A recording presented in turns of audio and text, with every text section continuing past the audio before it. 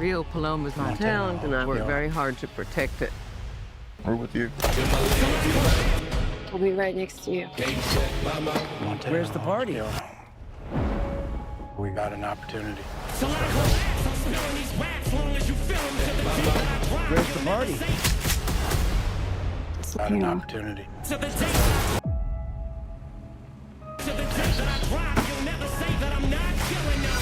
We don't know what the hell we're dealing with here. We gave this place all we got. Know what the hell we're dealing with here. Is that some kind of warning? Do I look like a man?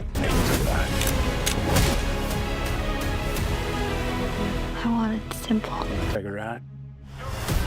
Hey, you took it out.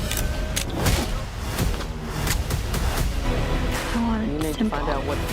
You, Carter, me. We're too hard. You need to find out what they know.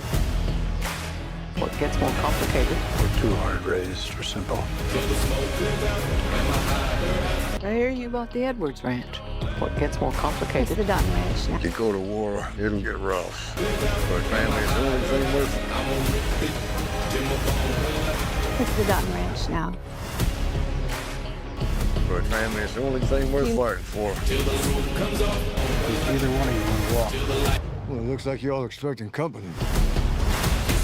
Three names are as revered as Dutton. But Rio Either one of Paloma's you my want to town, walk. and I won't hold it against you. We're with you.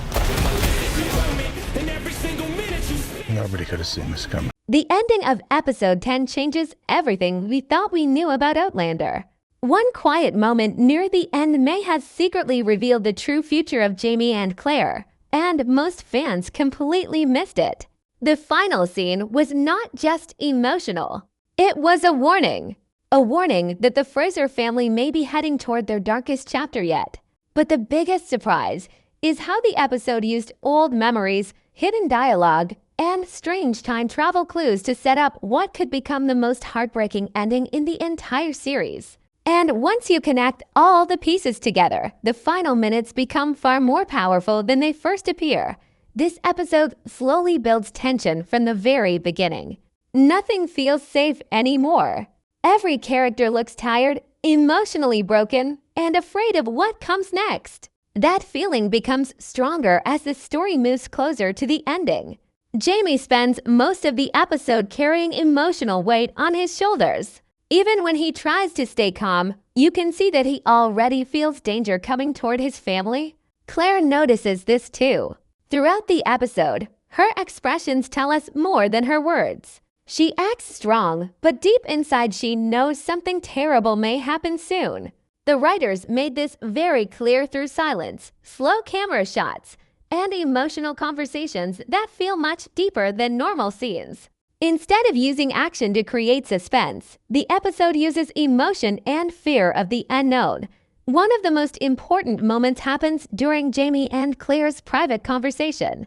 At first, the scene feels simple and emotional, but it secretly carries major meaning for the future story.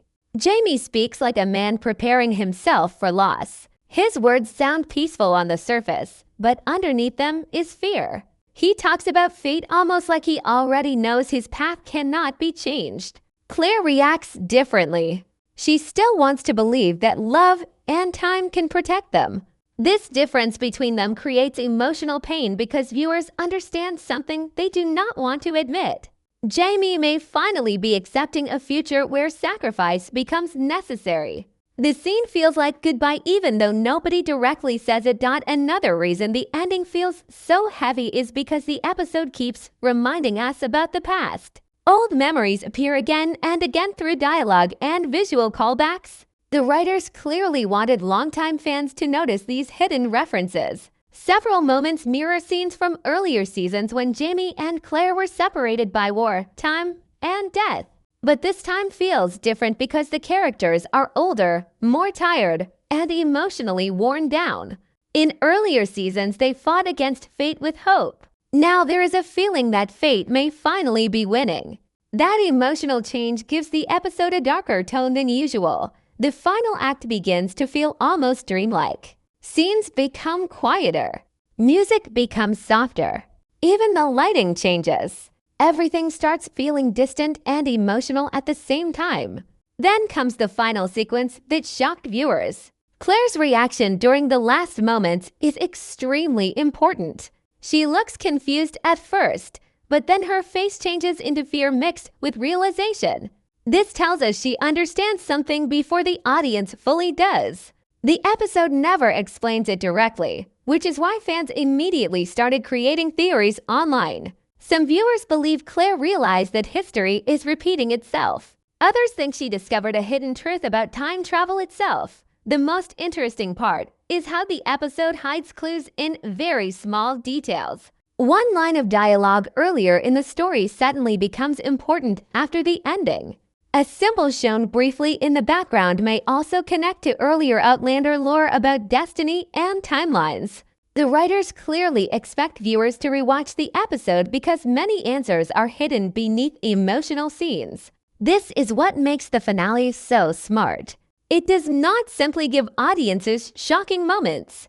Instead, it creates mystery through emotion and subtle storytelling. Jamie's final actions in the episode also deserve attention because they reveal his state of mind. He acts calmer than usual, almost too calm. Normally, Jamie reacts strongly when danger threatens his family, but here he behaves like a man who has already accepted the possibility of pain. That emotional control becomes heartbreaking when you realize he may be trying to protect Claire from fear. Even during tense moments, he focuses more on comforting her than protecting himself. This reminds viewers why Jamie remains one of television's most beloved characters. His strength has never come from violence alone. It comes from love, loyalty, and sacrifice. By the end of the episode, viewers are left with more questions than answers. Did the final scene reveal someone's death? Was it hinting at another time jump? Or was the show warning us that history cannot be changed no matter how hard Claire tries?